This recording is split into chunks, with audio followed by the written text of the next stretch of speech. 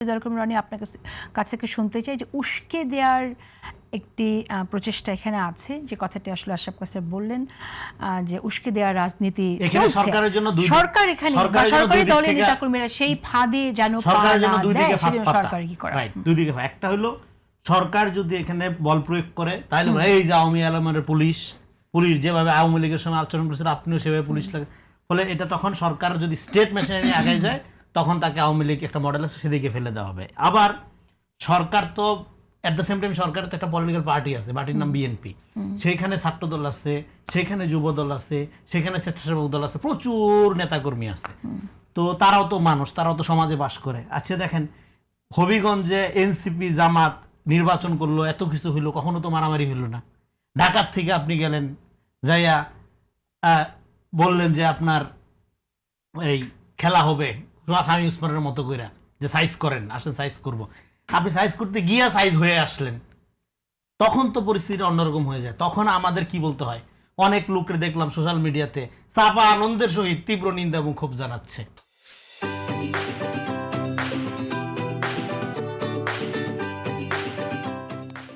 তাহলে আপনি কি রাজনীতি করেন? অবশ্যই যে কোনো ভায়োলেন্সের নিন্দা আমাদের জানাইতেই হবে। আমরা যতই নিন্দা জানাই, এখানে আশরাফ কাসের ভাই যতই নিন্দা জানাক, আরশাদ ভাই যতই নিন্দা জানাক, মায়ের ব্যথা কি কমে যাবে? যে ছেলেটা চোখ হারাচ্ছে, আহত হয়েছে, চোখ কি ঠিক হয়ে যাবে? হবে না তো। ফলে আমাদের এই সুশীল নিন্দার মধ্য দিয়ে খুব বেশি উপকার হবে না। ফলে সরকারের দিক থেকে তাহলে পদ্ধতিটা কি? সরকারের দিক থেকে পদ্ধতি হলো এখানে একটা ডেমোক্রেটিক প্রসেস শুরু করা, এবং শুরু করার জন্য এখানে এটা খুবই গুরুত্বপূর্ণ কথা যে ফ্রম দ্য টপ টায়ার থেকে এই টলারেন্সের চর্চাটা শুরু করা হবে। এখন টপ টায়ার থেকে কিভাবে দেখেন জিনিসটা হয়েছিল আর আপনারা কি করতেছেন। 5 তারিখের পরে তারেক রহমানের প্রথম বক্তব্য কি ছিল? মুখ খুলছিল কি বললা?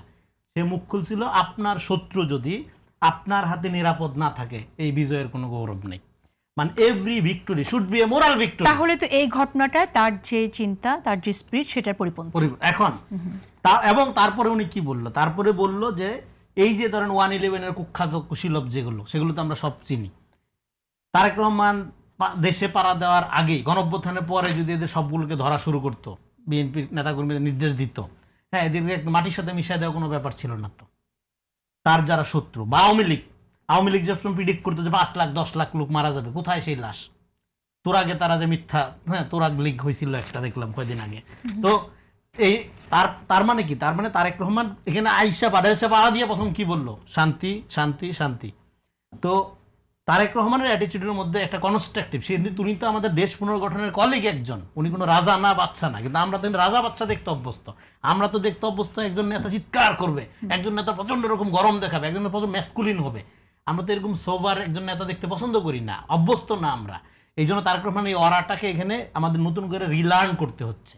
ফলে আমরা যখন প্রথম দিকে বললাম যে বাংলাদেশে এই লিডারশিপ, আপনার কাছে কি মনে হয় যে প্রধানমন্ত্রী তারেক রহমানের যে অরাটা এখন মানে তারা দেখছে বিরোধী জোট, এই অরার জন্য এই উস্কে দেওয়ার রাজনীতি করাটাকে সহজ বলে তারা মনে করছে? অবশ্যই সহজ। এবং বাংলাদেশের ডেমোক্রেসি, এখানে খুবই গুরুত্বপূর্ণ পয়েন্ট বললি, বাংলাদেশের ডেমোক্রেসির ক্ষতিটা কেন করা হয়েছে? এখানে সবসময় ডেমোক্রেটিক স্পেসটা ব্যবহার করছে ফ্যানাটিকরা, হয় লেফট উইং ফ্যানাটিক আর না হয় রাইট উইং ফ্যানাটিক।